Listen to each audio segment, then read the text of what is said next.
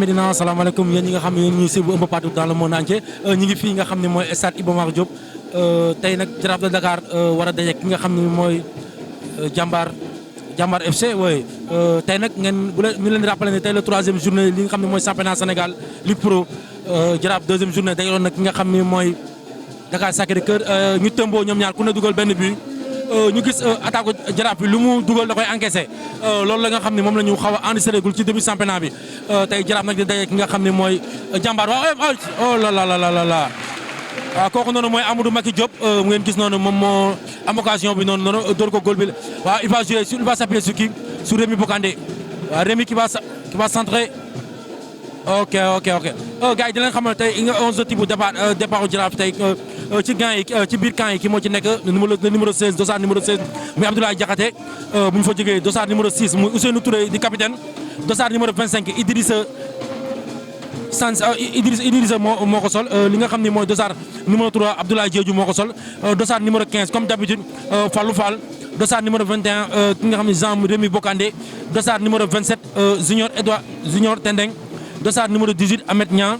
dossard 50 ki nga xam ne mooy Samuel Chapon dossard numéro 31 ki nga xam ne mooy Souleymane Cissé dossard numéro 77 ki nga xam ne mooy Amadou Macky Diop moom nga xam ne moo jógee MLS fële championnat bi nga xam ne fële la Messi nekk di fa football bu ñu jógee foofu dañuy dem nga xam ne équipe mooy équipe bu Jambar dossard numéro 16 seen góol moo ko sol muy gardien bi di Aline Badara Diop dossard numéro 6 capitaine bi la muy Serif Badian dossard numéro 29 Massir Silla moo ko sol dossard numéro 12 ki nga xam ne mooy Souleymane Gueye Faye moo ko sol dossard numéro 22 Vieux Yankoba Diallo dossard numéro 2 Samba Diatara moo ko sol dossard numéro 6 Oumar Sarr moo ko sol dossard numéro 10 Issa Boy moo ko sol dossard numéro 11 Mouhamed Salif Samé dossard numéro 28 Mame Alassane Niang moo ko sol dossard numéro 13 ki nga xam ne mooy Alaaji Seck dañuy dem ci banc de touche bi nga xam ne moom la Jaraaf tey banc de touche bi ki nga xam ne mooy Cheikh Lo Ndoye moo fa nekk muy sol dossard numéro 24 dossard numéro 14 ba léegi ñu ci banc de touche Jaraaf Pape Boubacar Diop moo ko dossard numéro Assane Mbodj nga xam ne mooy capitaine équipe bi dossard numéro 66 Abdou Aziz Ndiaye moo ko sol dossard numéro 30 Abdoulaye Fati dossard numéro 13 Abdoulaye Ali dossard numéro 29 ki nga xam ne moo ko sol muy Guèye mi ngeen wax Mouhamed Guèye moom moo ko yor dañuy dem ci banc remplaçant ki nga xam ne mooy waa Jambar dossard numéro 1 ki moo ko Pape Samba Seck la dossard numéro 27 Mouhamed Guèye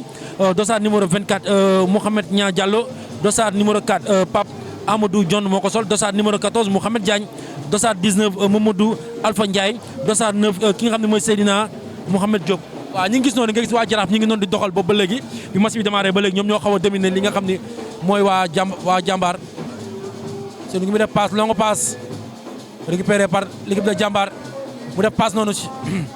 kon récupéré par Fallou Fall waaw Samuel moo jël bal bi noonu joxal ko Fallou Fall lu def day def longue passe mi ngi xool ki nga xam ne mooy Macky mais bien défendu waaw par défense dégage na ko toujours du fees défense su Jambar bi dégage na Macky waay attention très beau ballon pour Alassane Niang attention waay bi bu rëy dugul non temps bi dina waxal ki nga xam ne mooy équipe am bi wax ak ñoom bu baax a baax ballon récupéré par Tendeng qui va s'appuyer pour Samuel ballon pour Samuel arbitre faute sur Samuel Tendeng moo jëloon bi benn passe bu gaaw boo ci Fallou lu muy def day jox Ahmed Niang wala day sëlëxal ci biir day joxaat bal bi ki nga xam ne mooy Samuel waaw ballon pour Fallou Fall lu muy def day jox Samuel waaw Samuel ballon pour Samuel qui va s'appuyer pour Ahmed Niang arbitre atal waay waaw ballon toujours pour waa Jambar ballon toujours pour waa Jambar ma ngay doxal ballon récupéré par la défense du Jaraaf sans danger ngi def passe ok ballon pour Tendeng qui va s'appuyer sur qui la ballon récupéré par Jambar ña ngay doxal ñoom it latéral gauche qui va s'appuyer sur qui waaw ma ngay jox bal bi ki nga xam ne mooy son milieu terrain bi numéro ballon récupéré par Jaraaf ballon pour Tendeng waaw Ousseynou Touré moo def mauvais passe noonu mais récupéré na bal bi ma ngay defaat passe si Macky waaw défense bi nee nañ ko Macky tey fii doo fi neexle fii daal li ñu la mën a xamal daal mooy tey duñ la may dara waaw ñu ngi noonu waa Jambar ñooy doxal ballon pour Ahmed Niang looy def day récupéré bal bi wala waaw bien joué. gis nañu ne Jaraaf ils ont un problème de milieu de terrain notre gros problème c'est au niveau du milieu de terrain parce que si on a le ballon en défense pour sortir le ballon la plupart les 2 milieux de terrain dañuy dem tafu si attaque bi on est très en nombreux si attaque bi bu ko defee milieu de terrain dafay vide le deuxième ballon bu ko jàmbar recevoir rek dañuy am milieu de terrain bi fekk suñu milieu de terrain dañuy tafu si attaque bi il faut que suñu milieu de terrain ñu revenir en milieu jouer en milieu ñu def défense milieu attaque transition yi jàll mais notre gros problème c'est au niveau du milieu de terrain milieu de terrain dafa dégager carrément les milieux de terrain ñoom pour ñoom ñu war a dugali bii c'est des attaquants non il faut que ñu jouer 3 milieux de terrain ñu mën a génne ballon bi au moins pour rejoindre l'attaque si on perd le ballon deuxième ballon bi jëm ko faaj pour recevoir ko notre gros problème c'est au niveau milieu de terrain il faut que tamit suñu milieu de terrain ñu xam ne c'est des milieux de terrain c'est pas des attaquants deuxièmement le Jaraaf bu ñuy recevoir il faut que ñu wane ne équipe adversaire bi ñuy recevoir on te met la pression dès le départ mais da ngay jàpp ne c'est égaux c'est 50-50 ce qui n'est pas normal si tu recevoir un match muy sa dëkk da nga war a ñëw war ne carrément adversaire je suis chez moi avec l'appui du public. est-ce que lii ñuy def est-ce que duñ dem ba début ba championnat bi sori mu xaw leen tardel tuuti parce que depuis début championnat bi ñu ngi gis que Jaraaf pour mu réagir il faut ñu mën ko. waaw mooy li ma la wax rek il faut que tamit la fois passée je l'ai dit un jour de Jaraaf dis-toi que chaque match c'est un final. déggoo bi moo des boo ko seetee ci axe central bi ñoom ñaar ba léegi amaguñu cohésion bi nga xam ni ñaari demi-centre ak complicité bi nga xam ni ñaari demi-centre moom la ñu am d'ailleurs loolu tax bii bi am parce que ñoom mënuñu nekk ñaar benn attaquant nekk seen diggante kenn ci ñoom jëlu ko kenn ki daf koy jël kenn ki couvrir loolu principe de défense la ci liñ lay jëkk a jàngal ci ngone ci la bokk. damaa defe ni mayonnaise bi moo jàppagul parce que diggante tam défense bi ñëw milieu de terrain amagul automatisme yi ñuy xaar ci ñoom individuellement ñoom ñëpp aay nañu mais sentir guñu ni équipe la. collectif bi des na cohésion bi des na déggoo bi des na solidarité bi des na bu ñu fekkee ñun dañuy dem di attaquer ji défenseurs yi dañuy yéex a yéeg bu fekkee dañuy défendre suñu attaquants itam dañuy yéex a ñëw repli bi offensif dafa xaw a yéex par contre li ñu gis au niveau de Jambar mooy am na cohérence gëm nañu ni ñoom centre de formation lañu li ñuy jaay mooy automatisme conservation du ballon. parce que suñu adversaire yi ñoom ku ñu dajal Jaraaf final la léegi nag c'est à nous maintenant de surpasser l'adversaire si l'adversaire venait à 100% nous on doit donner à 200% parce que tu joues dans l'équipe de Jaraaf ñëpp yow la ñuy xaar donc bu ñëwee gars yi bu ñëwee indi 100% da ngay war a indi 200% pour nga mën ci génn parce que ñoom ils sont motivés quand je joue avec Jaraaf yow da nga war a super motivation nga war a am pour mën ci génn. man xar kanam la ñu war a ñëwee ci deuxième mi-temps bi. waaw deuxième mi-temps bi d'abord mooy am dal bañ a topp effort bi ñëw jàpp ne dañu war a dugalaat loolu li ko indi nag mooy am dal renforcer suñu milieu de terrain ñu taxaw xam ne c'est des milieux de terrain ñu jouer c'est des joueurs yi nga xam ne ils savent jouer soo xoolee ñaari occasion yi ñu am yëpp mooy dañu jouer ci intervalle sur les côtés parce que on a des joueurs yi nga xam ne ils vont vite mais joué wuñ loolu parce que milieu de terrain ñoo existé wul te foofu transmission bi entre le milieu et l'attaque foofu la war a jaar. est-ce que équipe bu Jaraaf bi nga xam dañ ko changé pratiquement li débuté woon ak tey li ñëwaat chaque match ñu gis équipe bi day changé wu est-ce que du loolu tam moo xaw a handicapé équipe bi. waaw moi je pense que gis nga un entraîneur il cherche ba 5e journée day wut équipe am donc Malick il est en train de chercher moo tax mënul taxaw ci benn 11 d'autant plus une équipe bu nga xam ne il doit jouer les premiers rôles mu ñëw jouer 2 matchs match nul ba léegi dafay chercher il est en train de chercher ba 5e journée dafay chercher c'est normal léegi nag bu nga demee ba ay 5e journée nag xam ne voilà l'équipe moi je pense qu'il est en train de chercher quand même. mais danañ gis ni match bi tax na ñu gis ni wax dëgg yàlla dëgg neex yàlla équipe yi defar nañ bu baax. attaque Jaraaf lan moo leen xaw a manqué rek. bal yee yéex a ñëw parce que dañuy abuser trop ci bal long yi te sunu attaquants yi nit ñu gàtt la ñu tuuti ñu vif ñu mën a football mën a dribbler da nga leen di jox bal bi seen tànk au lieu que ngay plonger ballon bi yaakaar naa ni danañ ko corriger ci deuxième période bi bu boobaa xëy na Jaraaf mën na revenir waaye match bi neex na lool gis nañu ni équipe yëpp préparé nañu championnat bi li ñu waxoon rek mooy saison bi dana metti lool. Jaraaf mas ku muy dajal rek day mel ni classico la. mais loolu mooy dëgg di yoon parce que nag xam nga bu ñu naan c'est le club le plus titré képp kuy tase ak moom da ngay bëgg a wane sa bopp te nag toujours dañu bokk ci ñi nga xam ne ñooy xëccoo championnat bi donc ku ñëw ci yow day bëgg daf lay teg nawle nag da nga koy jox cëram ñu nit wax dëgg yàlla dañ lay jox sa cër waaye dañuy kóolute suñu bopp. Amadou Niang ñu ngi lay nuyu di la dalal ci antenne Dak Médina ñu gis équipe bu jàmbaar bi ñëw premier mi-temps bi wane xar kanam bu ñor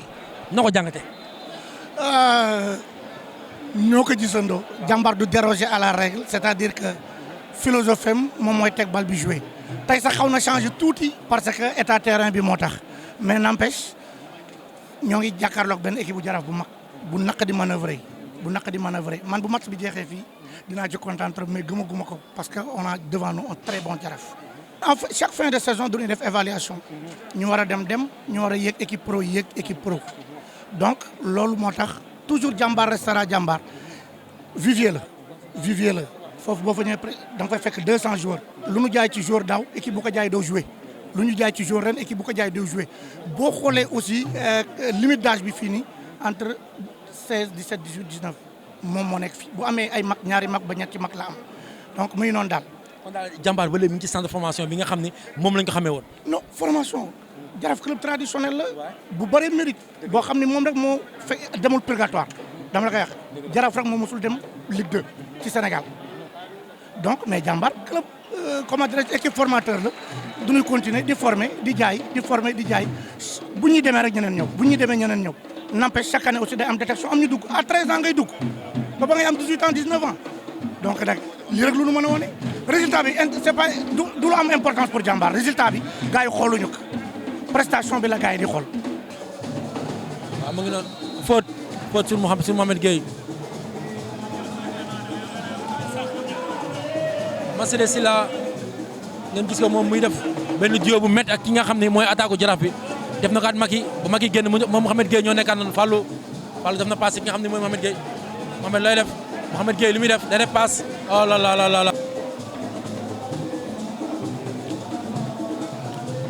waaye surface bi li ñu ci gis si zone Jaraaf dafa bëriwul dara patron rentré waaw bien capté waaw bien dégagé sax Assane Abdoulaye Fati ballon pour Abdoulaye Fati li muy def day doxal day def crochet lay dugg waaw mu téye bal bi noonu waaw def say affaire waaw jàll na bien joué par Abdoulaye Fati ballon pour Mohamed Niang ouais c'est l'égalisation c'est Mohamed Niang qui marque l'égalisation sur une belle centre de Abdoulaye Fati waaw ma ngo Jaraaf égal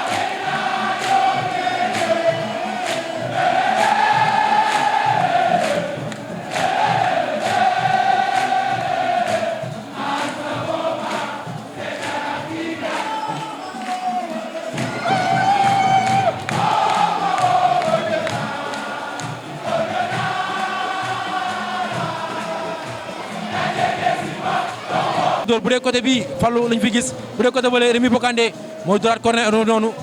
pour kàlla ka mooy mbëkk noonu Mohamed Niang ah là là Ahmed Niang Salim Badara Diop qui va dégager c'est la fin du match bu neexoon match bu amoon intense match bu amoon jeu mu nekkoon ci diggante ki nga xam ne mooy Jaraaf de Dakar ak ki nga xam ne mooy jàmbaar ndam demul ndam dikkul jàmbaar moo njëkk a dugal premier mi-temps bu ñu joué ba 30 et quelques minutes si nga xam ne kii Mame Alassane Niang dugal bi bu rëy ba waaye bu ñu demee ba deuxième mi-temps si la ki nga xam ne mooy Abdoulaye Fati dugg remplaçant def centre bu rëy ba ñaari entraîneur yaa ngi noonu di nuyonte loxo waaw ñaari entraîneur yaa yooyu ki nga xam ne mooy Malick Daf di waxtaan ak Bruno waaw ñu ngi noonu di waxtaan ñaari entraîneurs yi waaw parce que esprit de fair play mi ngi noonu gis Pape Siré Dia tamit ñoo yoroon match bi arbitre nga xam ne mooy arbitre bi nga xam ne moo arbitre match bi mi arbitre central bi moo nekkoon Abou Faye abi assistant bi tamit mooy Ibrahima Faye ak beneen arbitre bi nga xam ne mooy Ousmane Kane tey daa mel ni Faye nii ñoo arbitre match bi. Bien joué chez nous, on a une pelouse qui est toute neuve, qui est une des meilleures du Sénégal. On a tout ce qu'il faut pour jouer. On peut pas dire qu'on a un public agressif. Quand on vient jouer chez nous, demander au coach, c'est plutôt sympa. Il y a une bonne ambiance. Et pour moi, c'est incompréhensible de prendre des décisions comme ça si on veut que le football local progresse. Djibril Diagne, moi j'adore aller jouer à GF parce qu'on a l'impression de se trouver dans un club européen. Et je pense que tout le monde a envie de jouer à Fodéwad. Donc voilà, j'espère qu'on va trouver une issue favorable parce que ça n'a pas lieu d'être. C'est des faux combats qui n'ont pas lieu d'être. Et j'espère bien que Diambar est... En tout cas, on est déterminé à jouer chez nous. Et je suis persuadé que toutes les équipes préfèrent aller jouer chez nous aussi. Donc maintenant, je laisse là. Ça, c'est mon avis personnel, mais c'est aussi l'avis de beaucoup de spectateurs, de supporters de foot. Chez nous, on est bien, on a des bonnes conditions, on a des bons vestiaires, on a un très bon terrain. Donc on est évidemment, on a envie de jouer chez nous et on va tout faire pour continuer à jouer chez nous. Maintenant, c'est la direction du club qui décidera tout ça. Parce qu'on a eu un peu de mal avec Aimé, qui n'a pas été vraiment bon pendant la première période. Il a perdu énormément de ballons, et puis moins agressif dans le bon sens du terme. Je pense qu'au milieu de terrain aussi, il n'y avait pas de lien entre le milieu et l'attaque. Et l'équipe était coupée à un moment donné parce qu'on a senti qu'Aimé n'était pas dans un bon jour. Il avait du mal dans son replacement et tout ça, mais ça arrive. C'est ça le football. Après, on a pris un but en cours de jeu. Ce n'est pas une domination parce que c'était un match équilibré. Et on a pris un but en cours de jeu. C'est une erreur défensive. Une hésitation entre l'axe entre Idi et Abdoulaye. L'attaquant de Diambar contrôle bien le ballon avec la poitrine. Ensuite, un volet côté pied gauche. Et je pense que si le ballon est rentré ou pas, ça je ne sais pas. Mais l'essentiel, l'arbitre a accordé le but. Mais après, on est parti au vestiaire en deuxième période. On a corrigé, on a porté les correctifs. On a fait des changements dès la reprise, dès la reprise de la deuxième période. Après, vous avez vu, vous tous, que je pense que le Djaraaf a pris le jeu à son compte. On a dominé, on a eu des situations. C'est logiquement qu'on a égalisé, même si c'est une faute de main. Je pense qu'il y avait de la place parce que c'est nous qui avons dominé. À un moment donné, les joueurs de Diambar étaient tout le temps à terre. Donc c'est le Djaraaf qui avait le monopole du ballon. Mais comme on dit, courir toujours derrière un résultat, chaque fois que tu sois mené, ça c'est un peu difficile. Surtout qu'aussi au Sénégal, le championnat est un peu difficile. Chaque fois qu'une équipe mène, c'est toujours un bloc derrière, ça ne joue pas, on tombe tout le temps. Mais comme l'a dit le coach, c'est un nul. Chacun prend un point à part. C'est un championnat, nous sommes qu'à la 3e journée. Le championnat est encore trop loin, on va corriger. Parce qu'il y a beaucoup de nouveaux joueurs qui ont intégré cette équipe, qui n'ont pas encore de repères dans cette équipe, mais je pense que c'est comme ça. On ne peut pas bâtir une équipe en 1 mois, 2 mois, ça c'est pas facile quand même. Mais je pense que l'équipe montre beaucoup de caractère, parce que chaque fois qu'on est mené, on revient un score, mais je pense qu'on va travailler dans ce sens pour essayer d'apporter les correctifs, essayer d'un peu plus concentrer en défense, de ne plus prendre de but, parce que aussi quand chaque match tu prends un but, tu cours derrière un but, à un moment donné c'est ennuyeux et énervant. Mais je pense qu'il ne faut pas trop leur en vouloir, c'est des joueurs qui sont ensemble depuis 1 mois, moins d'1 mois. Ce n'est pas encore une nette cohésion, mais je pense que nous, on a le temps, on est patient, on est calme, on est lucide, on est serein, on va corriger calmement pour essayer d'améliorer tout ça pour les prochains matchs, Inch'Allah.